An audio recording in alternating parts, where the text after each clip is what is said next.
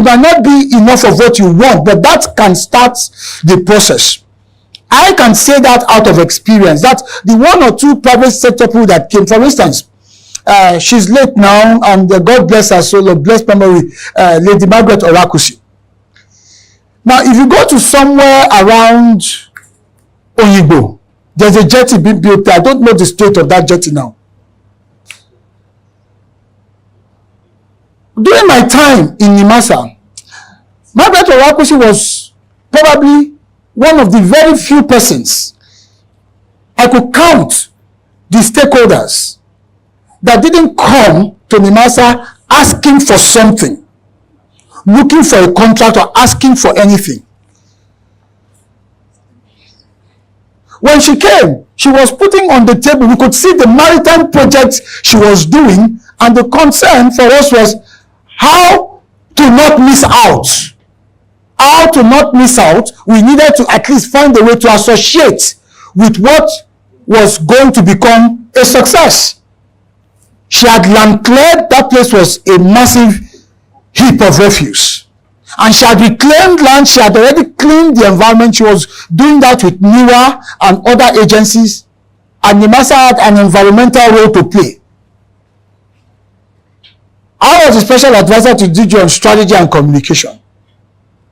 It wasn't something it wasn't something I had to struggle with. She had already made a compelling case. This was not somebody coming to take.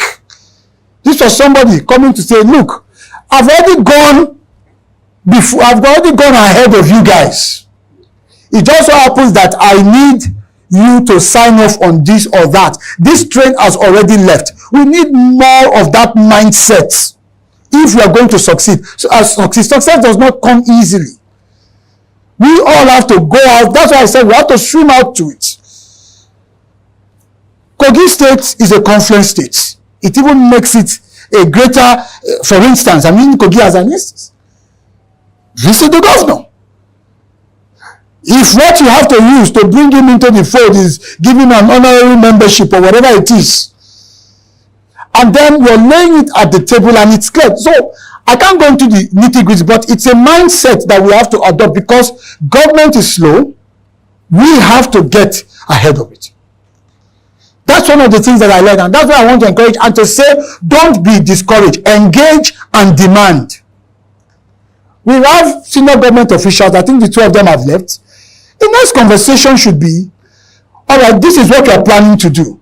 We know you're already doing this and that. There's a point of convergence. Let me give you a typical instance. When we visited the DG of Nimasa, then Dr. Jamo visited the governor of Lagos on the Blue Economy Project, for instance. I was on that team. The governor said, okay, you know what? I could be interested in Blue Talent, which is, what's it called now? Seafarers. Training of seafarers. But we already have a maritime academy in Oron, but we don't mind being, what do you call it now, a mini campus in Lagos. I can provide infrastructure. I can provide whatever it will take. I can provide buildings, whatever it will take. Now, what was missing in that meeting was a FIABC-like party. Let's say a CIPM, Chartered Institute of Personnel Management, because we're talking talent here, that could have just brokered it. Now, what could have happened, or the expectation of governance would have been that maybe someone on the Lagos team, in doing their job, would have made that connection. My governor is ready, Nimasa is ready. How do we create this linkage? But because it was government talking to government, can you see what's happening? That match did not light. This 4 years down the line. That's why I'm saying we cannot, the stakes are too high for us to leave it totally to them. We must up our game. Because if CIPM has said, oh, we have the database, we are the warehouse of manpower development in Nigeria. All right? So do we need to create an agency? Do we need to create a special purpose vehicle? Whatever it is, that's where private sector would have come to lead it. And that's why I'm saying to FIABC that you are in a unique position right now to spark off these engagements. And one thing I want to encourage you to do is to set up a blue economy committee within your body to focus on this and to begin to take some steps. So there are lots of irons in the fires, but we have not connected the dots, the linkages to spark them into life is what's missing. And the problem is that we are waiting for civil servants who by their default status, is their wheelbarrow-like. You know what a wheelbarrow, you have to lift it and push it. And when we need to do that, we must do it. Because you are investing, your resources are going into this. So it is in your interest to help drive the policy, if policy is what is needed. If policy is the only thing remaining, to help drive it, it is in your interest. So you must find a way to have a seat at the table. That's how this works. Otherwise, we'll keep preaching it as you've continued to say, and nothing will come out. For me, as the founder of the Blue Economy Academy, what I have, the master in 3 years was like my PhD in maritime and blue economy. As a technician, I know how it works. And what we have done at the Blue Economy Academy is to translate that into modules of learning, but in a very functional way. Not academic now. These are the things you can begin to do. Calls you can begin to make. Just like you have Lagos Business School. As you're finishing a program in Lagos Business School, you're already seeing results from the network, the connections, and what have you. So most of us have access to governance. How are we using the access? How are we leveraging it to move industries and sectors forward? So I feel you, sir, because I've been there, I know what it's like. But what I also know is that if we want something, we have to get up and move the needle. Otherwise, in 5 years' time, we'll be back here and we're still discussing this. And I hope that FIABC can begin to make the move in engagement terms.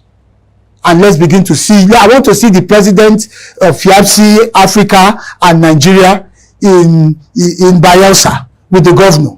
And then a statement that, okay, we are giving you this plot to develop as a test blue city. Then FIABC, your network, your members, with all of the connections, can we do this? Let's see what it will look like. And I can tell you, the governor of Ogun State, once he sees that, he will call Mr. Adele and say, are you not my brother again? What happened? I'm seeing you in Bayelsa. That's how things work in this country. Well, I'm seeing you in Bayelsa. What happened? You are from this state. That will be the next question. I can tell you from my state that if they see me doing this, they will ask, and you are from this state and you have never, they will accuse me as if it is my fault. But the point I'm making is there are things we can do. There are low-hanging fruits. Let's take them first and let the policy and the bureaucracy catch up. They are lagging indicators. They are laggards. Okay, thank you very much. Okay. All right. I guess I'm done. One take. Yeah. Sorry, we just have one more question. One more? Okay. Good afternoon. Good afternoon. I'm Reverend Dr. David. I'm from New York City. My question to my honorable, Thank you, sir. you are very inspiring, your message, and eloquent. My question is, I've been watching and I see the ocean bringing dollar in. Now, luckily, I'm one of the contact persons in New York City when it comes to affairs of Nigeria and Africa. My question to you, my honorable, how can we be in safe haven when it has to do with honest person to deal with in Nigeria? Now, I want to see or hear from the panel, who can we get in touch with when we want to get property here that we won't cultivate in empty barrel, that we pay and we don't get nothing in return. Fortunately, I'm very close to the Black American business people and developers. And I think before COVID, Germain Sanwo-Olu came to the US to ask for people of business. And unfortunately that I was there as one of the people that he spoke with. Now I want to see how you can make it that we will have confidence in Nigeria when we're talking of real estate. Because we have big real estate developers that they are interested in Nigeria real estate. I was invited to Nigeria Embassy last year. They urged me to use my influence to bring business people to Nigeria. Where our problem started from is the consulate, where they can't get visa because they contacted visa to a private company. So now, if you can advise me, so I carry the message home that we are safe to do business with Nigeria or Africa particularly, that these are the list of people we can deal with, that we can sleep without open one eye. Okay. All right. Thank you very much, sir. Thank you very much, Reverend. We appreciate your question. It's always a germane concern because these are investments that we're talking about here. I think you are already in the right space. You're already in the right space. Because when you make plans of the nature that you have indicated, and by the way, New York City is one of the leading blue economy centers in the world. I mean, in terms of what happens between New York and New Jersey, their port and what goes on there. So you've come to the right place in terms of a professional, having access to the right professionals to guide you in that. And so you'll be meeting with the presidents of the two presidents, FIAPSI Africa and Near East. Mr. Dele is here. He's going to work with you. And then, of course, Mr. Opatola is here as well. So here you have both FIAPSI, which is the international body for real estate practice. And then you also have members of the NIESV, that's the Nigerian Institution for Estate Surveyors and Valuers. So you are in good company. So I hope that addresses your concern. Before I leave, I want to reference something I watched 2 weeks ago on television. It was in Enugu State. The governor of Enugu State and the owner of Landmark. Gentlemen, that's a man that understands what is under that blue rug. That's a man that understands the blue economy. I've never met him. I just saw it, and by the time I switched, governors are the key to the blue economy. Let's be clear. Yes, we will eventually have a national policy. It's taken a while in coming. We had started that some 3 years ago, from NIMASA to the ministry then, and then under the chairmanship of the then vice president. We had a couple of meetings, but then of course, the tenure elapsed or ended, and then here we are. So we will get there. But don't wait for the policy. Write your own policy and start to execute, and then converge. There will be a convergence. But if you wait for the policy, it comes in 10 years. Uninvested resources will go latent. So blue economy will allow you to broaden your mix of portfolio in this business, and you need it. No investor sticks only to a singular line of investment. So here we see a man who encountered a very painful, and let's agree with that, setback.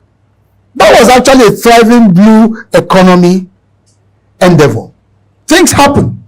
But here we also see a man who is resilient as the seas, as the waters. Who then says, okay, this has happened. Rather than throw his hands up in the air, blame, whatever, accuse, he locates another playing field, another watery playing field, a blue playing field. Nike Lake Resort in Enugu used to be a very fantastic place. And here we see a man, that's a blue economy, that he decides to move from the coast, because Landmark was on the coast, and decides to say, well, if the coast is giving me stress because of the construction of the Lagos, that's the coastal highway, which in itself, if accomplished, or when accomplished, will actually add significant value. But do not wait. We don't know when it will be accomplished. The man goes from the coast, from the coastal side to the blue corridor. That is how this game is played. How? Sitting down with the governor. The governor did not need to think twice. This man has something on the table. Gentlemen, that's the point we are making. He engaged, he didn't advocate. So I want to encourage us, and I look forward to our continued relationship, because already NIESB, FIABCHI, even though they've not given my certificate yet, I have it. I can walk in at any time. And I want to assure you, from the School of Eloquence to the Achievement Channel and to the Blue Economy Academy, we will always continue to support you, to work with you. We've got loads of programs, and ensure that we drive this together, because this is what will save Nigeria. It's what that will save Nigeria. Thank you very much. Thank you very much. Let us continue with the organic round of applause. Thank you very much, sir. Appreciate it.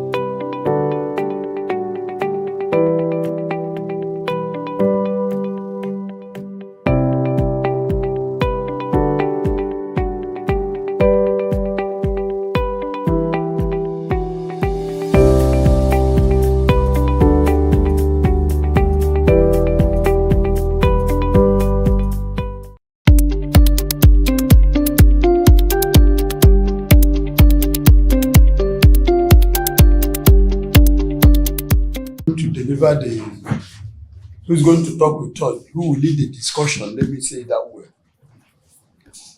As the one of us in the industry. So there is nothing you are going to hear today is probably through practical experience, because he has passed through several ladders in this industry. One, he worked as a SA media to the master DJ, Dr. Jamo. That was his last port of call. And thereafter, before then, he had a school in Lagos, a very thriving school, called School of Eloquence and Communication. I'm sure most of you have been hearing of it. That's the owner, the proprietor of School of Eloquence and Communication. His name is Dr. S.N. Ubong. So let's give him a round of applause, please. Thank you. His paper or his discussion this morning is very broad, because I know he has navigated well in the industry. And when we were discussing, I told him, listen, I beg, so many things are involved. You have to go through the nitty-gritty. In fact, his paper is 4 papers in one. So it's going to be holistic. Sir, the people you see here are staff of PR unit of Nigerian Shippers Council. Most of them are in Lagos, some of them are in Kano, Abuja, Bauchi, Port Harcourt.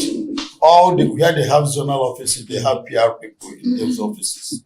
So the head of PR assembled them to come and share perspectives, share ideas on how to go forward, which is a normal routine. So we'll now give you the floor to start your conversation with us. You're welcome. Thank you very much, my brother. I appreciate it. Thank you very much, sir. Let me start by extending my respect to Head of PR. Madam, thank you for this wonderful initiative. And that's what leadership is about in terms of building the team. So I want to say well done for leading this charge in this regards. And then to all of you, my colleagues in this business of communication, we are communicators, all of us here. That's really the crux of who and what we are. And that's the essence that we represent. The PR function is essentially an element of the entire communication architecture. And I hope that as we engage in these conversations, one of the things that I am looking forward to doing is to engender a paradigm shift. Having had the privilege, having been a private sector person and then I had the privilege to serve in the public space, I'm always excited when I'm asked to come back to join these conversations because of the benefit of both worlds. Yes. And I have seen from experience, I think August will make it 2 years since I left NIMASA. I've seen from experience that each time I pop into meetings like this and speak, it's always so enlightening, even for me, to think and realize what I could have even done differently when I was in service. So it is my hope that we would at least have that paradigm shift, because without it, we will continue to run the same clock again and again and again. So that's one of the reasons why I opted for us to have a more interactive, engaging decoupling of the subject matter. After this, I will still send you a paper. The paper will reflect what happened here. I will send the paper formally through my colleague here to the team that will put into place a clear picture of things that you can begin to do and to implement. So I'm very thankful for the privilege of joining you here this morning. As I said, I do have a bit of history with the Nigerian Shippers Council, not even a bit of history. It's a rich one, especially during the time of Malam Hassan Bello. I remember that we had about 2 cohorts from the Nigerian Shippers Council come to the School of Eloquence to be trained on public speaking and presentation skills. It was, I would say, an across the agency participation. There were people from finance, people from consumer support, there were people from PR. You were in that program as well. I remember very well. It was a very good program. I remember some of the faces. I remember Monica. Is Monica still in the system? I remember Emeka Ogaba and painfully the late, no, it was in the PR, the late, no, not Patricia. Is it Eunice? And I've forgotten his full name. Oh, Eunice? Yes, Eunice, yes. Yeah, was in training, yes, sadly. So we do have that history of maritime. My life in maritime has been a very interesting one. I never knew that I would eventually work in maritime, but I had always supported so many people in the sector. They would come to the School of Eloquence, then we're in GRE Ikeja. We've moved to Ikoyi now, and we would just work. Little did I know that the sea was calling. And by 2020, when Dr. Jamo became the DG of NIMASA, he practically ambushed me and said, you have to come in and work. And I'm thankful as I look back to him for insisting, because I said no for 5 months, but for insisting. And I'm very grateful for that experience. And sometimes you need people like that in your life, because it gave me a whole new career in the blue economy. So I'm very grateful for that. So today we're going to converge. We're going to converge communication tactics, essentially. Even though you're referred to as the PR unit, we're going to converge communication dynamics into that space in our port community system, where Shippers Council operates as the economic ombudsperson. The amazing thing about the maritime ecosystem is that everybody has got their space. For us back then in the master, it was all about safety and what have you. But for you, it's pure economics. And so, as we start this conversation to engender a paradigm shift, the first thing I want you to note is that you must see yourselves as communicators, first and foremost. Why am I making this point? The typical tendency when you look at the PR architecture of a number of government agencies and entities, it's a default mode, is that yes, in terms of the PR function, we are almost always on crisis mode. Have you noticed that? We are either praying that something does not go wrong, and when something goes wrong, a lot of the times it catches us flat-footed. So we are constantly playing catch-up. We are constantly in reactionary mode. So we call the press, put out a press release. We are constantly just sending all of these information out for it to circulate. That's what typically happens.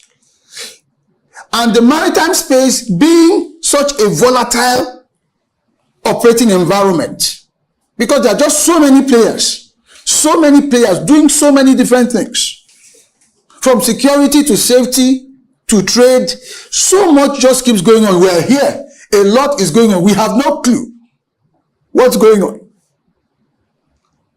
So our thinking must evolve into a more strategic pattern that envisages, that plays the devil's advocate, that anticipates, that just sits down. Maybe in your office, 2-3 of you can just sit down and just begin to throw up scenarios. Scenario thinking must be part of how you operate. Why? So that when it's time for the actual PR function, because it is a leg in the entire communication system, you'll be able to use PR to service the needs of the publics in a way that it burnishes your reputation, rather than trying to use PR as a tool to solve all forms of crisis that requires communication. So we need to think broadly. Because if we keep relying on that PR mentality, most of what we'll be doing will be clean-up business. How many of you agree with me on that? It's a tendency to always clean up. So first and foremost, the paradigm must shift. You are communicators. And by that, it also means that you are strategists. You must begin to have a very strategic disposition to things. When I worked with my principal, back then, the master, I would sit down. Sometimes I'll sit down with him at home and tell him, what if as we sit right now, some seafarers are being kidnapped? Right now. We don't know what's happening out there on the ICs. And we said, why are you thinking that? I said, it's my job, it's communication. What we need to anticipate, because these are part of the occupational hazards. What if, as you see it right now, there is a very serious argument or a very serious rift between port operator A and freight forwarder B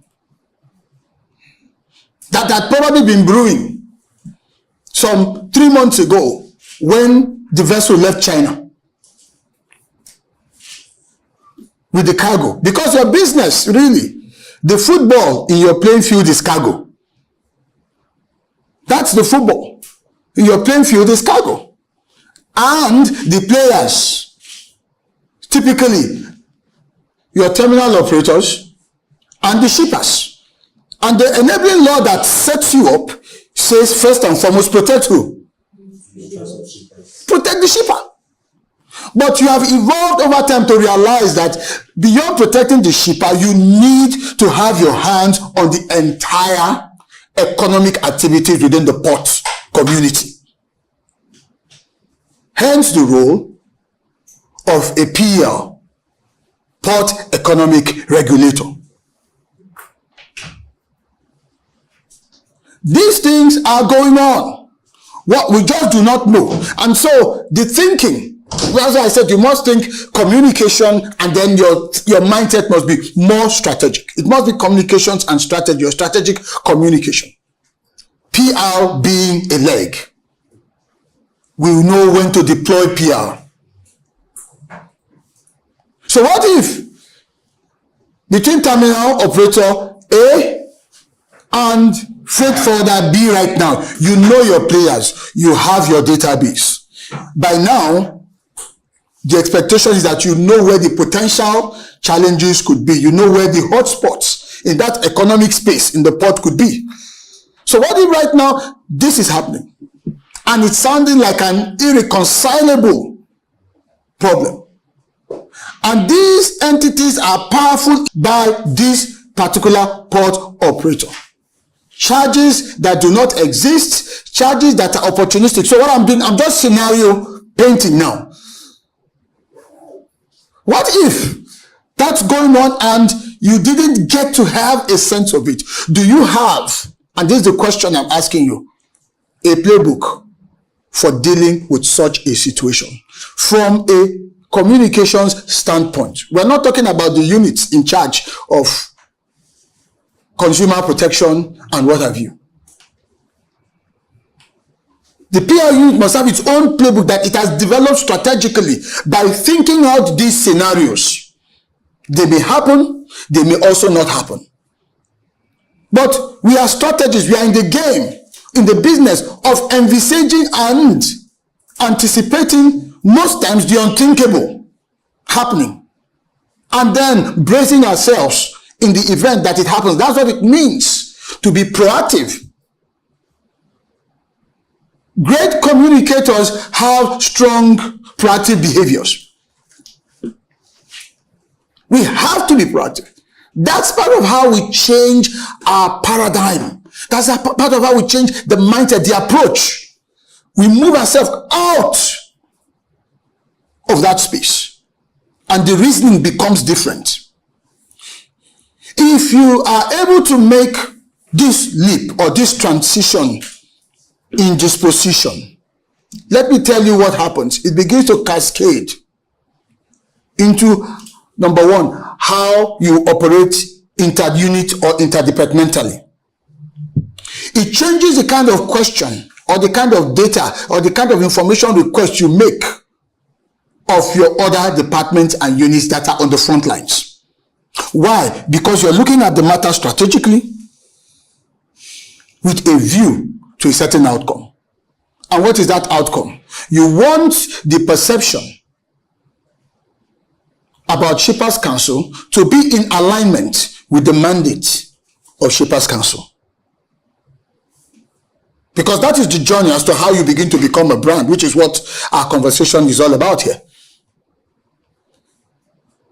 For most government agencies, there is always a potential misalignment between what they stand for and what they are doing and what they represent in the minds of their audience. For most. So it takes a lot of conscious work. So I'm taking you back to first order of business. You are communicators, and so the paradigm must shift. It's bigger than just public relations. Far, far bigger. More so now that the country has adopted the model beyond a Ministry of Transportation to say it is now marine and blue economy. So it is a wide expanse of an entire ecosystem. A wide expanse. I finished my service. We're looking at 10 buckets. It's so massive. It's 10 separate areas. There's a lot going on. And you play in about 5 of those, from commerce to regulation, trade, innovation.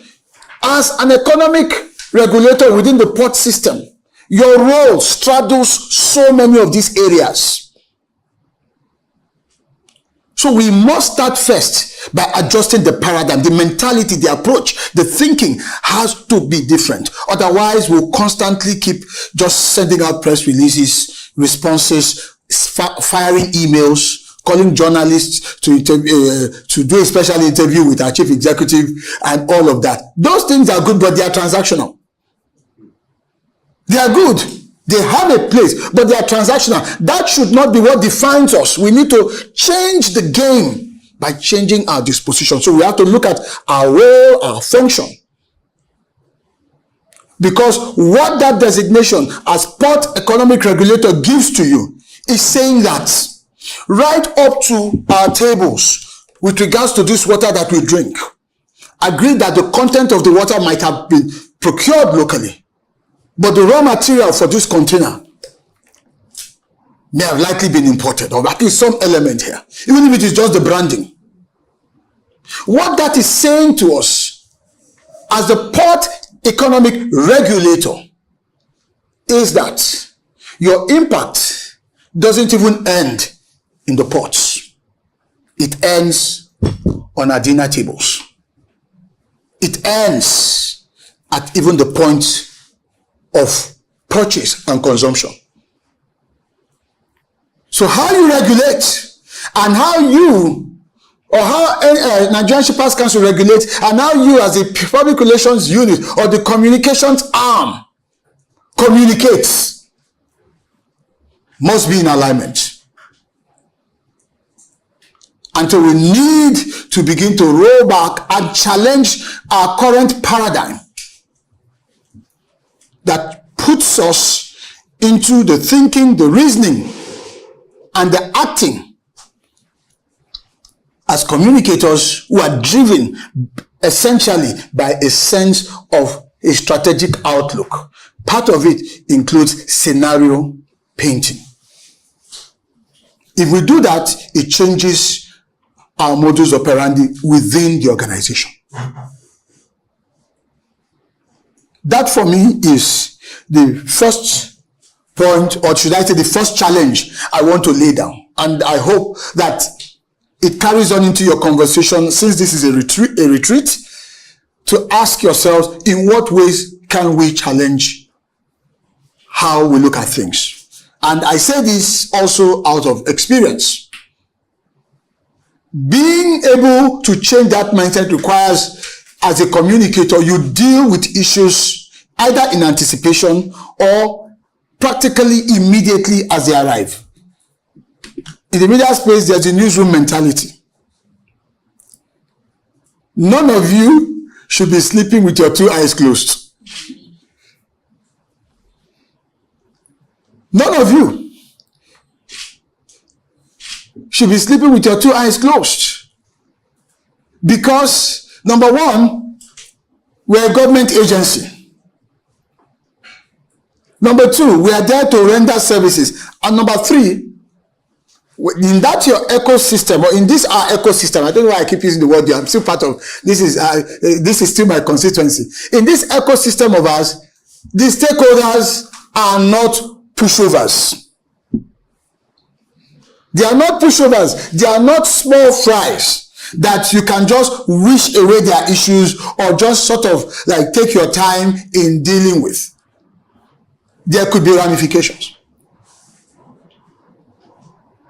So the paradigm must change. I'm happy for us to engage in very practical, functional terms with ideas. We can open this bit up a bit for some discussion as to what are some of the practical things that we need to do. Remember, our goal is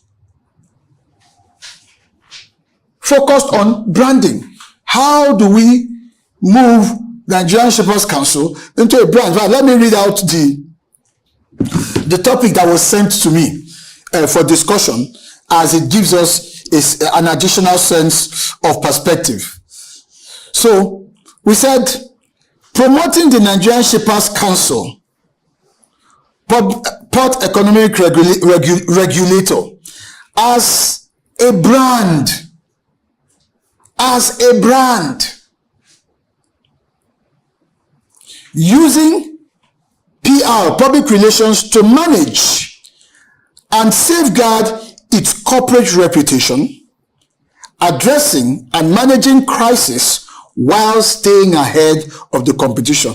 No wonder I said there are 4 topics. There are 4 topics in one. So we've got to address this as strategically as possible. But for me, as I looked at all of this, it just, in very simple terms, was saying to us as a topic, how Nigerian Shippers Council can build a good name, protect it, and stay ahead. That's what it means. How do we build a good name? We protect that name, and then we stay ahead of the competition, of the various challenges that we're likely to meet and to face. So with that in mind, let me hear from this group. Perspective, current experiences. I'll take 1 or 2. I've made the first point, and that is we need a paradigm shift. Do we agree to a large extent that the model has to adapt? And I say that because I was responsible for an entire PR unit during my 3 years in NIMASA. So it was constantly a bit of a challenge. And one of the things I tried to encourage the team to do was that, look, you cannot go to sleep at 5 p.m.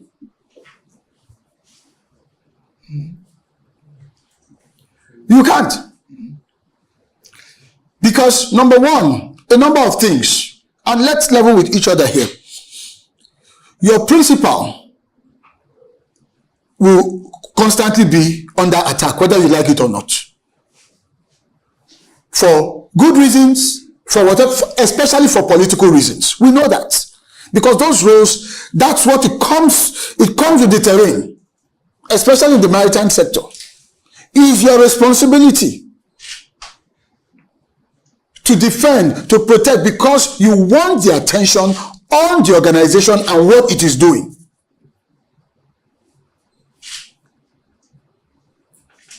Number 2, the potential volatilities in your modus operandi in the sector, going on at the ports, going on along the entire environment of the ports.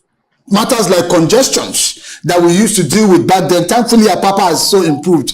I visited Apapa 3 weeks. I couldn't believe that it took me, less than 20 minutes from Ikoyi to get to Apapa. I was pleasantly surprised. So kudos, Shippers Council. I expect that was part of a major stride in terms of your work, because when that congestion was a problem, it was really more of an economic problem it was creating. That's what it was creating. And whose lap does it fall to? Nigeria Shippers Council. Because the port doesn't just end inside the port. The contiguities around the port, the enabling factors for quick evacuation of goods, quick in and out, it's your problem. So you could not have afforded to sleep. And so what should be the nightmare scenario for you now is worrying that it could happen again. So what is in your playbook as a PR unit for that? That's why I said the paradigm has to shift to become much more strategic. What if the build-up begin again? How will you communicate it? How will you deal with it? Of course, management will do its job, but from a public relations standpoint, how will you deal with it? Another point I want to ask you, now that we are enjoying that reprieve, the corridors have become very easy to navigate. How are you leveraging it as gains to strengthen Nigeria Shippers Council as an entity so that it becomes a brand? Because what happens is that there is peace in town. Everybody now goes to sleep. Praise God. That peace is gain. So from a strategic communication standpoint, you should be milking it, addressing it, consolidating on it from a public relations messaging standpoint into gains. But you have got to sit down together as a team and with strategic worldview, ask yourself, how do we do this? Because the window of doing that is what you can actually cash into your brand equity. Because we're talking about how we build this organization into a brand. Everything we do or fail to do as communicators is affecting the brand status, for good or bad. So you can see why I said that the paradigm has to change. It's not just because of handling bad situations. We have to stop doing what I call, or what CNN calls janitorial services. It's CNN that came up with that term, that terminology. Why? During the first tenure of Donald Trump, he would say so many things, and then the White House press unit turned into a PR machine. They were not communicating strategically on issues. So without people like Sarah Sanders, who's now governor in Arkansas, she was always at the forefront. And anytime Trump has gone to say whatever, has done whatever, the next thing you see her there trying to walk it back. And CNN named it aptly. All right, Sarah Sanders was around to, of course, do some janitorial services. We are not janitors. We are communicators. We need to lift our paradigm seriously, because that will help us shape even what our principal is doing. It will help us shape even his approach. You are responsible for your principal, the executive secretary, chief executive of the organization. You are responsible for him because, like in my time in NIMASA, our policy simply stated that the number one public image maker for the agency was the Director General. I don't know if that's the same in Nigerian Shippers Council. The same. That in every organization, the first public image for the organization is the chief executive. So your evolution must be so strong and robust to a more strategic level that it influences the approach of even your CEO and his immediate team when it comes to putting narratives out there and how they do that. It must be that way. So I'm appealing to you to take an open mind to this and begin to challenge yourselves towards this paradigm shift, to being more communicators and more strategic in your approach, whether the situation is good or bad. Because when you're more strategic, even when it's a bad situation, you can turn it around. Not by papering over the cracks. Cut to the issue. But if you're strategic, you can own the situation, and then showing that you're even taking responsibility to address it is a plus. It's part of what adds towards your brand evolution and your brand equity. So first order of business is the paradigm shift. If that's the only thing I can successfully implant in this